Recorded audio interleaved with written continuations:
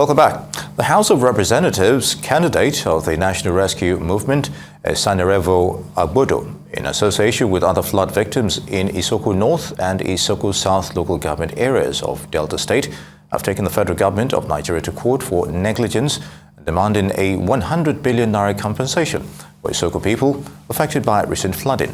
Now, the defendants in the suit are the President of the Federal Republic of Nigeria, the Attorney General of the Federation and Minister of Justice, as well as the Minister of Water Resources. Esanerovo Agbodo joins us now to have a conversation. It's good to have you with us. So give us more insight regarding your suing the federal government for negligence, flooding, and the dam issue as well. 100 billion naira, I believe. Yes, thank you very much.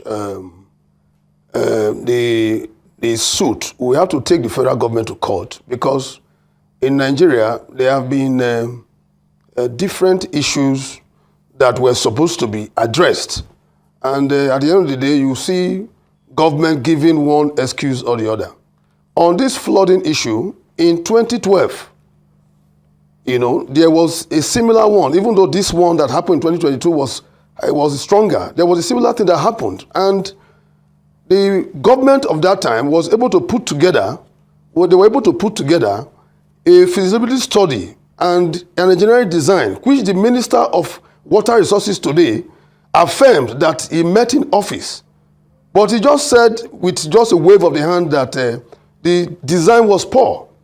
Yes, agreed. If the design was poor, why is it that knowing the effect of this flood, killing people and destroying properties of people, he would have commissioned another contract, at least, or maybe called those who designed those things that were poor to make the necessary amendments? But nothing was done for more than 6 years. And now 2022 came, my people, almost everywhere, they were submerged. So we looked at it that we cannot continue like this. We have to sue the government to court to know that they have a responsibility for the Isoko people, not just the Isoko people, but for Nigerians. But we have to sue on behalf of the Isoko people because those are the people I represent, and I was directly affected. Government should know that their primary responsibility is to protect citizens, their security and welfare. And if you notice something, and something was in 2016, it was already set that there was a design already. Why didn't you go into action already to build the dam? And also dredge the River Nigers and the Benue and the tributaries that they said that causing this flood. So at the end of the day, it's just the blame game that is going on. And we think that the blame game cannot continue. Let us go to court and let the court determine what happens. That's why we went to court. Okay, so I have a two-in-one question. What about the state government? Shouldn't they also give an account of how they're utilizing the ecological fund? Then secondly, to what extent would you say that your people are also culpable for the flood and disaster? Yes, I agree that the state government's use, part of the prayers in that suit also is that the federal government should probe the use of the ecological fund because in an audit that was forwarded by SERAP, there was some, I will let them not say misappropriation, but this case is in court, so I don't, I know that it's in court. But there was a misappropriation, and we're asking the federal government also to also probe the ecological funds. The ecological funds that are supposed to use to mitigate the effects of all these things. But we don't really know what is going on. So let it be open. Let us know what the monies are being used for. And my people, well, I cannot really blame my people too much. Yes, of course, I have a word for just not my people, Nigerians. A lot of Nigerians block drainage ways and all that. But I don't think that is the case with my people, because my people are in the Niger Delta, and this issue directly affected them. And of course, the floods have been coming annually, but this year's own was overwhelming. Overwhelming to the extent that in Uzere, where I visited, and other places, almost everybody left the community. So I can't really blame my people too much because government have environmental regulatory processes. If my people, for instance, they were going against environmental regulations, government is supposed to correct them. But I don't think this is the case. The case is just negligence. The federal government, yes, the state has a role to play, but the federal government is a father of the federation. and they have the role they need to play is that they ensure that anything that has to do with the security and welfare of citizens has to be addressed as quickly as possible. Imagine 2022 flooding killed over 600 people. That is just what they have counted, and displaced more than 1.4 million people. The 2012 was also almost the same thing. So it looks as if the government is not really, feeling for those that are losing their properties and they are being killed in this process. And that is why we're also asking in our prayers that this 2023 budget, government should not waste time, because the National Emergency NEMA, DG, have already said that the one that is coming 2023 is going to be worse. So if we have something worse than this, what is going to happen? So federal government should immediately present a supplementary budget to National Assembly so that they can put these issues on how to mitigate this flooding, both the dam, construction of the dam. Even if the dam cannot be constructed, let it start. Then the dredging of the river Nigers and all the other tributaries that are causing this flood have to be addressed immediately, because it would be terrible for us to expect this kind of thing again 2023. Thank you. Very good, Mr. Agbodo. Now, is your legal suit gaining support from other groups that may have been affected by the recent flooding beyond the Isoko community? Yes. The truth is that when we started the suit, we were supposed to sue on behalf of every citizen of Nigeria. But we were advised that in legal suits, we have to have a local standing. And that is why we have to direct, we have to focus on the Isoko North and Isoko South federal local governments of Nigeria, which I represent. But the truth is that we are also speaking for all Nigerians, because Nigerians that also died in other places, they are human beings. They are Nigerians. And I'm going to the National Assembly, for instance. The laws we are going to propose there, the bills are not for Isoko people only. They are for Nigerians. So actually, my heart goes to other Nigerians that lost people in the process and lost properties. A friend of mine was telling me how his in-law died in the morning. They just discovered they got there and he drowned and he died. So many other people like that, they were not accounted for.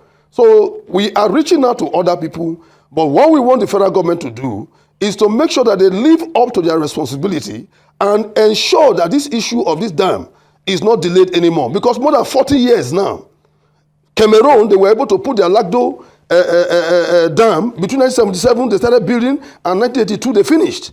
So since 1982, what have we been doing? More than 14 years, every day we are dilly-dallying, and people are dying. So we don't want people to continue to die. And that is why government should come and explain themselves in the court on why they should not pay the compensation of 100 billion naira to my people, and other people that will also be, we want to also come in maybe later in the day. What we want is that government should be responsible. When you are in government, you should be responsible to the people. It's not just going there to sit down. I know that they are working, but they should work harder. That is why if you know that you cannot do this job, you resign, so that other people can come in. But Nigeria here, we're not used to resigning. Look at the UK Prime Minister. She came in and she resigned when she saw that what was there was too much for her. And this new one had to come. So we are looking at, let government take this issue seriously. And we don't want a situation whereby by next year again, we'll start experiencing people will start packing away from their homes. They go to IDP camps. In fact, I'm even wondering, I hope some people have not seen this as a yearly business, where they bring in money, they wait for disasters to happen so that they start buying, they go to NEMA and start buying things and all that. Nigeria can be very funny. So we should not continue that, and I believe that the government, they are listening, and they will act accordingly so that our people can be free. Thank you. Now, Mr. Agbodo, now assuming, and this is an assumption, assuming that the court does grant you some form of relief, what's the guarantee that the intervention you seek from government would be judiciously spent in the overall interest of the people? Because we do know that it will be the people in government, that will also handle these funds just in case, the court does grant you this compensation. What's the guarantee that it will not be looted? Yeah, thank you very much. A little history about myself. I am a human rights activist. I am also a reverend. I know that there are a lot of people who call themselves pastors that are not pastors, but I'm a true pastor. And my business is to make sure that whatever relief they grant us gets to everybody. It's not for me. It's for my people. It's for the people. Let the people smile. You see, so it's not for me. So the federal, whatever thing, and I will not, whatever relief that is granted, I'm not going to compromise it. Our people, we are already enlisting them, those that were affected and all that, all the evidence are there. So as many that were affected, more than 80% of our people were affected. All of them will get whatever relief that the federal government grants. So it's transparent and everybody will see it. Thank you so much. Very good, Mr. Agbodo. I'm going to take you back on one of your prayers and the ones you've just alluded to right now, asking the federal government to consider annual flooding as a matter of national importance and prioritize this in the 2023 budget. If that prayer is actually answered, how do you intend to follow through on this and ensure it is done? Earlier, you were talking about dilly-dallying and mere rhetorics when it comes to environmental matters. So what are your thoughts on this? Well, the government is an organ, the executive organ. If they grant our prayers and they decide to submit a supplementary budget to the National Assembly, of course, we'll go to the National Assembly. Of course, a lot of them, their people were also affected. So we don't really need to lobby much because they said they'll be very happy. In fact, as a matter of fact, recently, I think they were asking for even 200 billion injection into the 2033 budget. You know, so I'm sure they'll be very happy when, if there's an injection, if federal government decides now, knowing that, look, we want to avert this thing in 2023. We don't want people to start running up and down again, start building IDP camps. People will leave their homes and all that. And the federal government decides to bring something. I'm sure they will also be happy. And they will, though, of course, we will also reach out to them, but they'll be very happy to pass the budget, you know, that to help our people. Thank you so much. So what's your thought on Delta State's government's management of emergency situations such as flooding in an environmentally fragile state like yours? Very briefly, please. Yes, the Delta State, well, states, when the flood came, you know, we had some, they had some IDP camps which we visited and all that, you know, but we are not just looking at the reactions to the flood. We are looking at preventing the flood from the source. Because reactions from the flood, in fact, we are beginning to wonder whether some people are actually benefiting from it. And you know, Nigeria, once they start benefiting from something, look at the fuel issue now. Even though I'm digressing, look at the fuel issue. Why should we be producing oil in Nigeria and be importing petrol from outside?